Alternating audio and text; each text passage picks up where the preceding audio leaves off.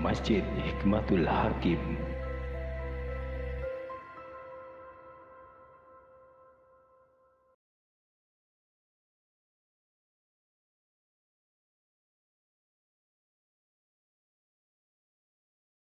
Membahas tentang perihal setelah puasa manusia pun harus berubah.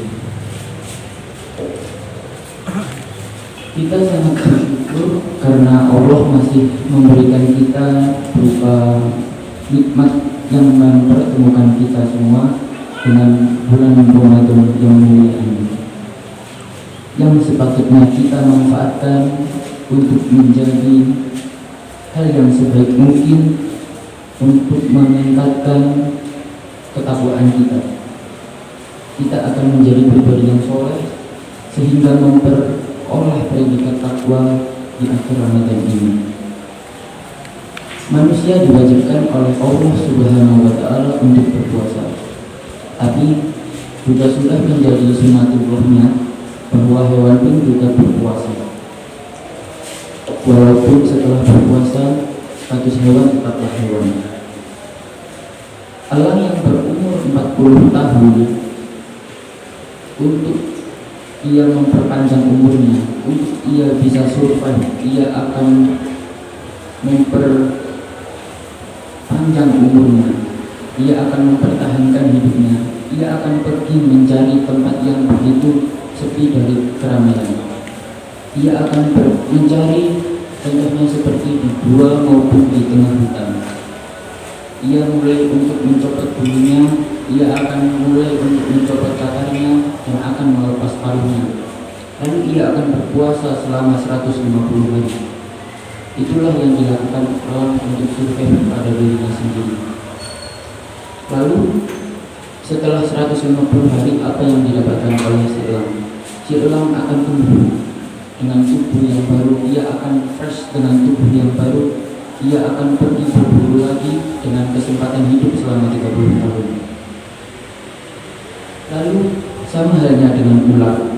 Ular adalah salah satu hewan yang harus mengganti sisiknya dan harus berpuasa selama 21 hari untuk bisa bertahan hidup dan bisa hidup lebih lama.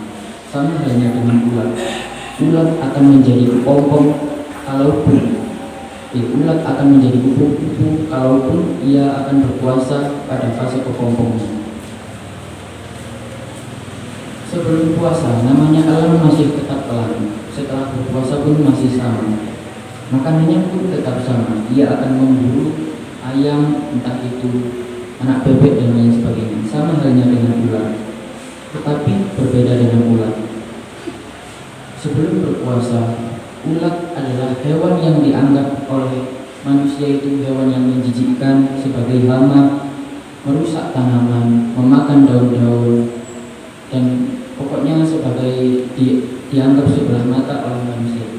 Tetapi setelah ia berpuasa, ia menjadi kepompong, ia akan menjadi kupu-kupu yang sangat indah dan disukai oleh manusia yang lain. Ia akan memakan sari bunga dan membantu penyerbukan si bunga.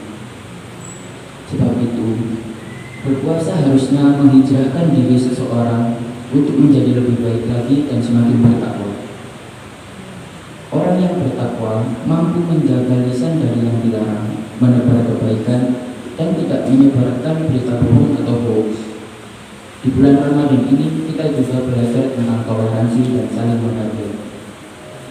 Lalu mengapa kita harus berpuasa?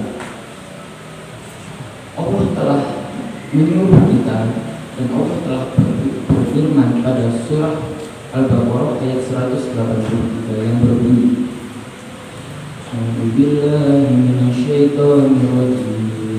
Bismillahirrahmanirrahim. Ya ayyuhalladzina amanu kutiba alaikumusiyam kama kutiba alal ladzina min qablikum la'allakum tattaqun. Dan artinya, hai orang-orang beriman, diwajibkan atas kamu berpuasa sebagaimana telah diwajibkan atas orang-orang sebelum kamu agar kamu bertakwa. Puasa ini mengajari kita untuk sabar dalam mengekang hawa nafsu kita, mulai dari itu hawa nafsu untuk minum, untuk makan, untuk melakukan hal-hal maksiat yang lainnya. Dan juga Ramadan ini mengajari kita untuk berperilaku jujur dan disiplin. Contohnya seperti disiplin pada waktu imsak dan waktu berbuka.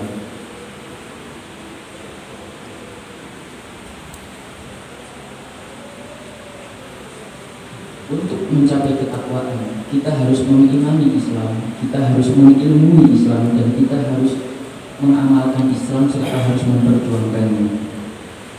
Para jamaah rahimakumullah, dalam kesempatan kali ini bukan maksud saya untuk menggurui ataupun mengajari jamaah sekalian, tapi lebih baiknya mari kita bersama saling mengintrospeksi diri, kita saling mengevaluasi tentang makna puasa yang kita jalani dengan makna puasa yang sebenarnya. Apakah kita sudah mendekati ketakwaan atau masih jalan di tempat, ataupun kita malah menjauhinya dari ketakwaan? Hanya kita dan Allah yang tahu. Sekian dari saya, kurang lebihnya mohon maaf. Barakallahu fikum. Wassalamualaikum warahmatullahi wabarakatuh. Waalaikumsalam warahmatullahi wabarakatuh.